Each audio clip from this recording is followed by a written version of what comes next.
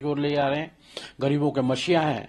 इसलिए उनकी तुलना मुझे लगता है कि अपने आप को बेवकूफ बताने के लायक ही है। दिया है उसके बाद बीजेपी ने कंप्लेंट फाइल की है इलेक्शन कमीशन में राहुल गांधी के खिलाफ।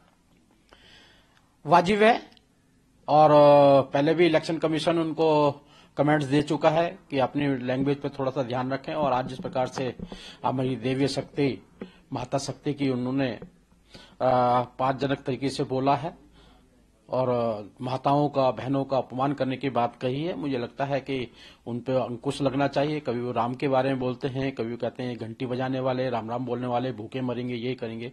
क्या राम को राम राम करने वाले भूखे मरते हैं क्या? घंटी बजाने क्या कहेंगे इस पूरे विषय को? मुझे लगता है संजय राउत जी अपने तरह की घृणापूर्ण राजनीति करते हैं वो, लेकिन मोदी इज मोदी, मोदी मोदी है, उसकी किसी से तुलना नहीं की जा सकती। वर्तमान भारत के निर्माता हैं वो, उसके निर्माण की ओर चल रहे हैं, तीसरी अर्थव्यवस्था की ओर ले जा रहे हैं, गरीबों के मसीहा हैं। इसलिए उनकी तुलना मुझे लगता है कि अपने आप को बेवकूफ बताने के लायक ही है। दिया है उसके बाद बीजेपी ने कंप्लेंट फाइल की है इलेक्शन कमीशन में राहुल गांधी के खिलाफ।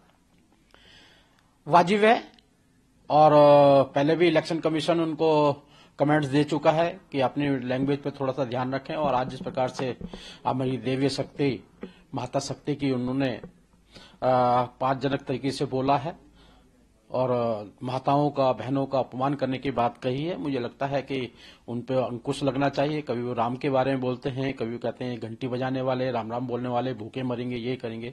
क्या राम को राम राम करने वाले भूखे मरते हैं क्या?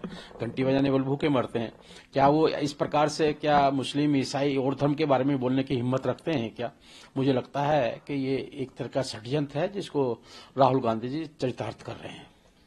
सर कि अपनी गलतियां छुपाने के लिए यहाँ पर जिस तरीके से एनकाउंटर कर दिया गया, अखिलेश यादव ने बोला कि वो सिचुएशन को हैंडल नहीं कर पाई। दो जो बच्चे हैं उनकी जिस तरीके से मर्डर हुई और गवर्नमेंट अपने फेलियर को छुपाने के लिए एनकाउंटर किया है।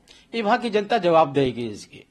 लॉ एंड ऑर्डर कहाँ का अच्छा है, कहाँ का नहीं है। आज उत्तर प्रदेश के लॉ एंड ऑर्डर का उदाहरण पूरे देश में दिया जाता है और सभी लोग उसको पसंद भी करते हैं, लाइक भी कर सकते हैं। और जिस प्रकार से कोई भी कानून अपने हाथ में लेगा तो कानून अपना काम करेगा, इसमें किसी को दखलंदाजी की कोई जरूरत नहीं है।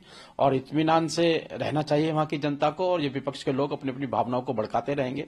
जिस प्रकार उनके राज्य के अंदर लगातार कानून व्यवस्था अच्छी नहीं होती थी, दंगे हुआ करते थे, हिंदू मुस्लिम दंगे हुआ करते थे, अनेकों अनेक दंगों के चरितार्थ करने का वो काम किया करते थे। लेकिन आज उत्तर प्रदेश की जनता योगी जी की सरकार को वाहवाही करती है और आने वाले समय में उसका जवाब भी देगी।